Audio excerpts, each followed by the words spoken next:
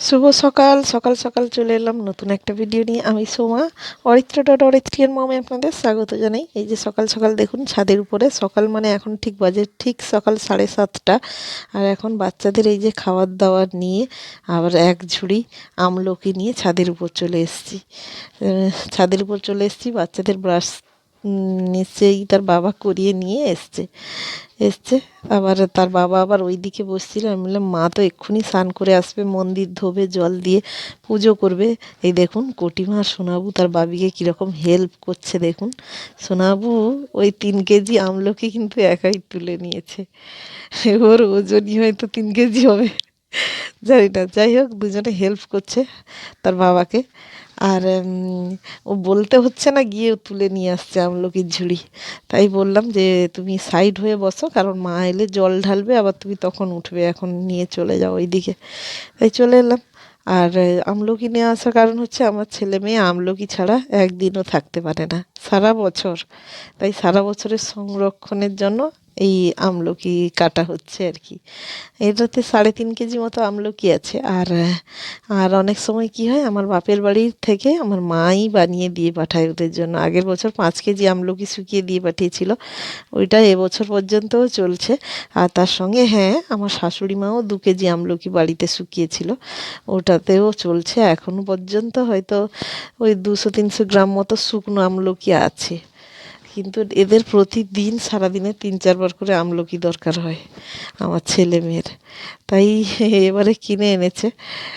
এবারে এখানেই বানানো হচ্ছে। তার বাবা যেহেতু আছে, আর আমার শাশুড়ি মা তো পা নিচু করে বসতে পারে না ভালো করে, যে কাটবে। সে বলছিল যে আমাকে একটু কাটাতে হেল্প করবে। আমি বললাম হ্যাঁ হ্যাঁ, আমি কেটে রাখবো, তুমি তোমার প্রতিদিন পুজো করতে এলে এটা রোদে ফেলে দেবে। বলে আচ্ছা ঠিক আছে। দিয়ে ওর বাবা বললো আমার 2 মিনিট লাগবে, দাও আমি বসে বসে কেটে দিচ্ছি। তাই আমি বললাম হোক, চলো তাহলে। এখন যখন বাচ্চাদের তো এখন স্কুল তো ছুটি, আবার স্কুল তো আবার মানে 21 তারিখ আবার স্কুলে যেতে হবে। তারপরে আবার তো 23 তারিখ অবধি লাস্ট স্কুলের একটু অ্যাডমিশন কাজ ফাজ আছে। তারপরে আবার তো ছুটি হয়ে যাবে, 10 তারিখ অবধি ছুটি। 10ই জানুয়ারি পর্যন্ত ছুটি। তাই এখানে সকাল সকাল চলে এলাম আর আমলকিগুলো কেটে দিই। আর বাচ্চা দুজনকেও নিয়ে চলে এসেছি ছাদের উপরে। রোদের মধ্যে বসে বসে কাটতে বেশ ভালোই লাগছিল। এখন সবে ব্রাশ করেছে ওরা, কিন্তু এখনো খাবার খায়নি। আমি যে খাবারটা মেখে নিয়ে এসেছিলাম, আমি রেখে দিচ্ছি, ভিডিওটা একটু করছিলাম বলে রেখে দিয়েছি। আর ও কিন্তু এখনো খাবারটা খায়নি, বুঝলেন। কিন্তু পুরো একটা একটা করে আমলকি কিন্তু খালি পেটে খাওয়াই হয়ে গেছে। আর আমার কটিমা তো এতটাই আমলকি চিবিয়ে চিবিয়ে টকগুলো খেয়েছে, তো ওই ঠোঁটগুলো যেন সেদ্ধ হয়ে গেছে, ভেতরে যেন লাল লাল হয়ে গেছে। আমলকি তো একটা টক টক লাগে, আর খালি পেটেই খেয়ে নিচ্ছে। বললাম একটু ভিডিও করে নিই, তারপরে আমি খাবারটা খাওয়াবো। তাদের জন্য মুড়ি কলা মেখে নিয়ে এসেছি। আর এবারে ওদেরকে খাইয়ে দেবো। ছাদের উপর খাবার নিয়ে আসি না, তার কারণ হচ্ছে এই যে মানে এতজন লাইন বেঁধে বসে থাকে যে কাকে দেবো কাকে দেবো না। অতটুকু খাবার নিয়ে এসেছিলাম, কাকেই দেবো।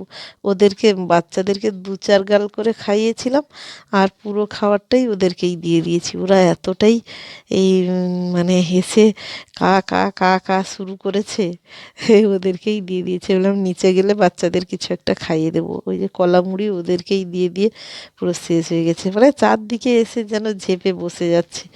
আর ওই যে মারামারি করে দেখছি, যারাই খাচ্ছে তারাই খাচ্ছে। মানে হয় না সমাজে, যারাই একটু জোর দেখায় তারাই ভালো থাকে, তো এটা কিন্তু সত্যি।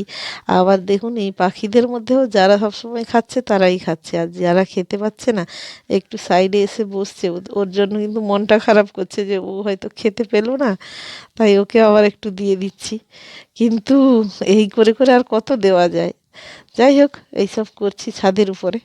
আর তাদেরকে খাইয়ে দিয়ে, তাদের একটু জল খাইয়ে দিয়ে আমি আবার নিচে গিয়ে আবার একটা চপিং বোর্ড আর একটা আবার ছুরি নিয়ে এলাম।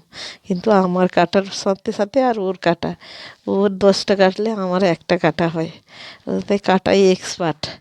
ও যাই হোক, আর ফোনের মধ্যে ওই পাগলু ডান্স ডান্স দিয়ে দিয়েছি আর দুজনে বসে বসে গান শুনছে। কেন বলুন তো গানটা দিয়েছি সকাল সকাল? কারণ এর মধ্যে তার ঠাকুমা চলে এসছে, তার ঠামি চলে এসছে পুজো করতে।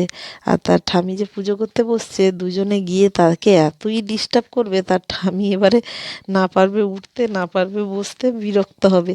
ওই জন্য একটু ফোন চালিয়ে দিয়েছি, তারা গানটা শুনছে, তবে দেখাইনি, ফোনটা উল্টো করে রেখেছি, তারা শুধু শুনছে আর বসে আছে ফোনের কাছে। না হলে তার ঠামিকে এতই বিরক্ত করবে, তার ঠামি তখন বলবে তোমরা এখানে সকাল সকাল নিয়ে এসছো কেন বলো তো?